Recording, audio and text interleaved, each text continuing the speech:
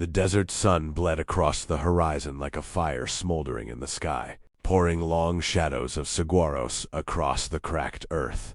And in the midst of that lonely, unforgiving land rode a cowboy named Jeb, a man who carried the dust of 1,000 miles on his boots and a weight of untold memories in his heart.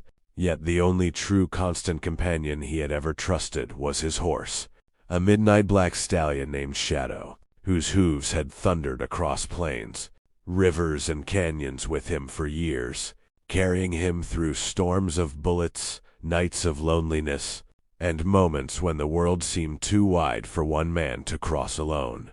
But on that day the land itself seemed to turn against them, for as the two paused near a patch of brittle brush to drink from a shallow creek bed, the sound came, the low, bone-deep rattle of death, coiled and hidden, waiting to strike, and before Jeb's eyes could even register the flash of scales, Shadow let out a startled cry, jerking violently as a rattlesnake's fangs sank deep into his leg, poison spilling into veins that once knew only speed and strength.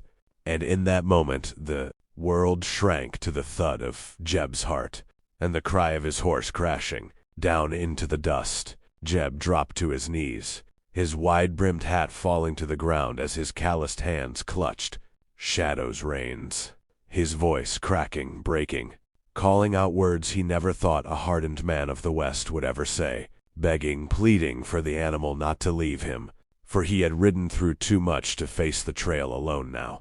And there, in the vast silence broken only by the wind and the groan of the wounded animal, a single tear traced down Jeb's sunburned cheek, carving through the grit of dust and sorrow, because a cowboy's pride was supposed to be steel, unbending, unbroken. Yet here he was, bent low in the dirt, cradling the muzzle of the only creature that had never betrayed him.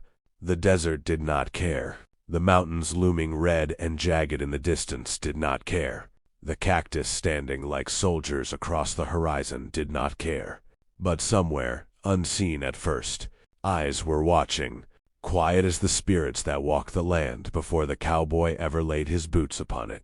And soon those eyes, dark as obsidian and steady as the stars, revealed themselves in the form of a woman moving from the shade of the rocks, her steps deliberate, her clothing woven with the fringes and beads of a people who had survived this land long before.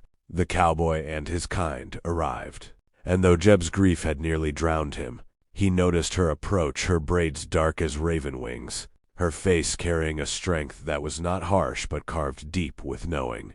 And she knelt silently opposite him beside the horse, her presence like the desert wind itself, not loud, not demanding, but impossible to ignore. Jeb's voice was ragged when he spoke, his words heavy with desperation. "He's all I've got. I can't let him die out here." And though he did not know why he confessed such raw truth to a stranger, something in the calm of her eyes made the words fall from him like rain onto dry earth. The woman placed her hand lightly on the horse's neck, feeling the tremor of pain, and then looked at Jeb, her voice carrying the weight of centuries, though it was soft. "The land gives and the land takes, but not all that is bitten must be lost." He did not understand at first, his mind clouded with panic. Yet as she pulled a small leather pouch from her side and began to gather herbs from the desert floor, grinding them between stones, Jeb's heart stilled just enough to realize she was not there to watch him break.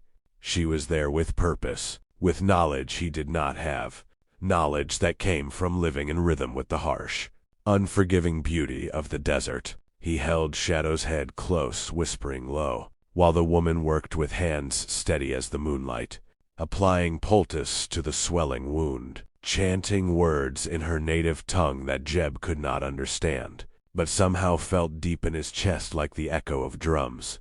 Time became a strange thing then, stretching and collapsing, measured only by the shallow breaths of the horse and the silent prayers of the cowboy. And when finally she leaned back, her eyes lifted to the mountains as if asking them permission to let life linger, she said quietly, "Now we wait." And in that waiting, Jeb looked at her, truly looked, and saw not just a woman but the embodiment of the desert truth, resilience, patience, and the knowledge that every life, whether man or beast, was part of something larger than itself. His heart ached with gratitude and confusion, for cowboys were raised to believe they needed no one. That strength came from standing alone. Yet in that moment he knew the strongest thing he had ever done was let another soul kneel beside him in his weakness.